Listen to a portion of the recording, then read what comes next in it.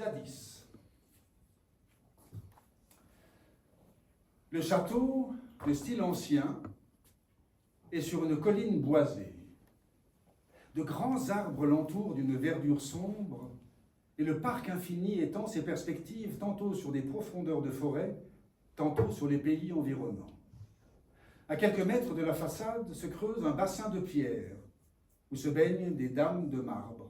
D'autres bassins étagés se succèdent jusqu'au pied du coteau, et une source emprisonnée fait des cascades de l'un à l'autre.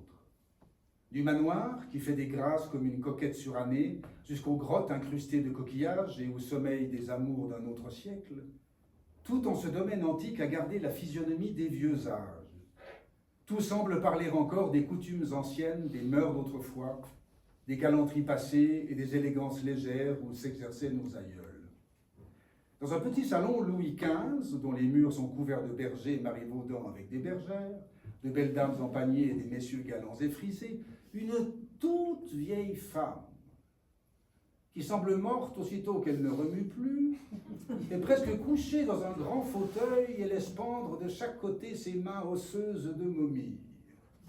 Son regard voilé se perd au loin par la campagne, comme pour suivre à travers le parc des visions de sa jeunesse. À ses côtés, sur un tabouret de velours, une jeune fille, aux longs cheveux blancs tressés sur le dos, brode un ornement d'autel.